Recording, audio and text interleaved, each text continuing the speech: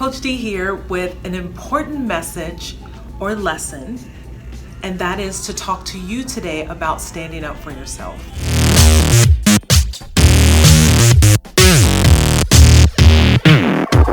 Now, in all of my years of coaching, mentoring, and teaching, training, standing up for yourself and being assertive and more confident is one of the things that always comes up, no matter if I am teaching one-on-one or if I'm training at a corporate event.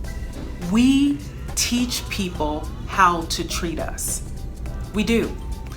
It's not saying that we say, hey, I want to be a doormat, come step on me, or don't pay what I want any attention and don't give me any respect or courtesy. That's not what we're saying with our voice, but it's with our actions.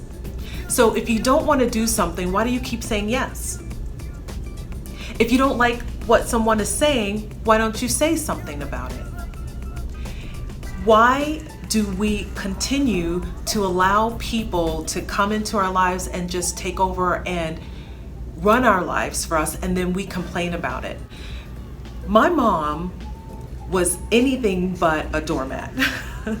She was strong, she was strong-willed, and if you messed with one of her kids, you were gonna go down. And I saw a strong woman, the example of a strong woman. And that became part of who I was, speaking up for myself. I was acting out what I saw. I saw my mom be strong and stand up for herself against any man, against anyone, or for us.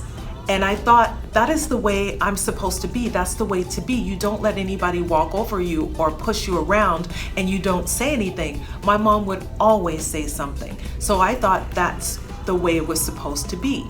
So growing up in my life, if someone said something bad about me, or said something in my face, would I feel bad? Probably I would feel bad, but would I say something? Absolutely I would say something. So I wasn't one of the kids that got bullied. I wasn't a kid that bullied either.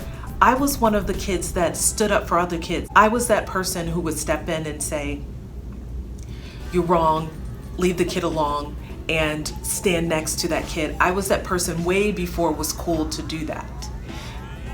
Perhaps that is why I am doing the work that I do now, is still standing up for people, but this time I'm helping them stand up for themselves, because we're not kids anymore. We are adults and we do get to do this. You do have a right, you do have a voice, and you get to use it.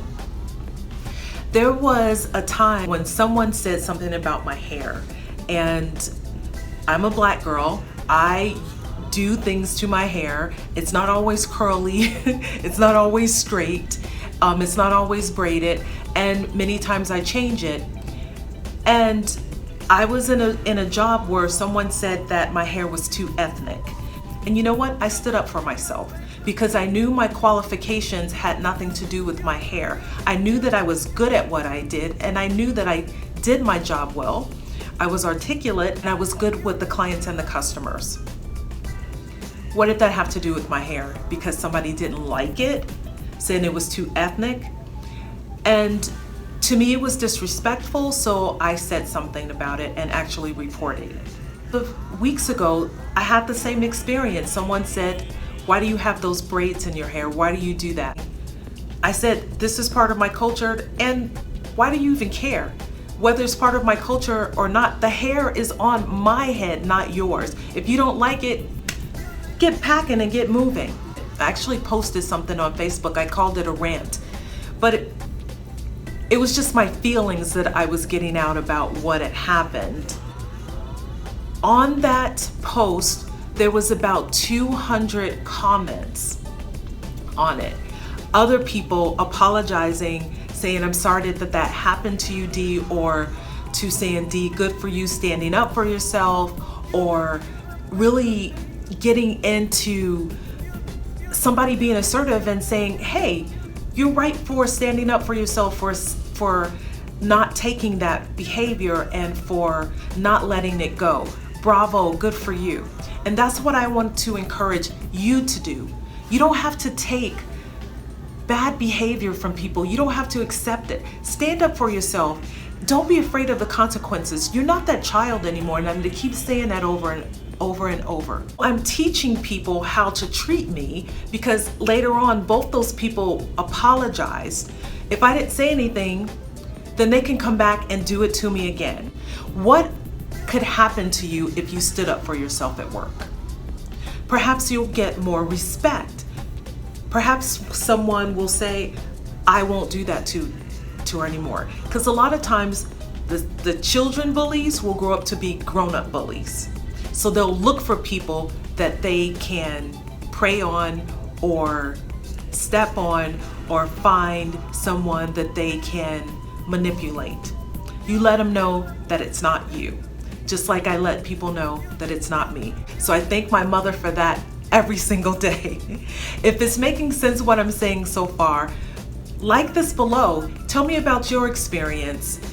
What experiences have you had where you are teaching people how to treat you, whether it be you're not being assertive enough or you're being exactly who you were supposed to be? So the takeaway from this is to stand up for yourself and remember that we teach others how to treat us. How are you showing up in the world? How are you showing others how to treat you? Thanks for listening to this video all the way to the end. And if you want to join a community of like-minded people, you can join my Facebook group called Success Builders. There is the link below in the description section. I love to hear more about how you feel about this video and how you're showing up in the world. Coach D. Woolridge signing off.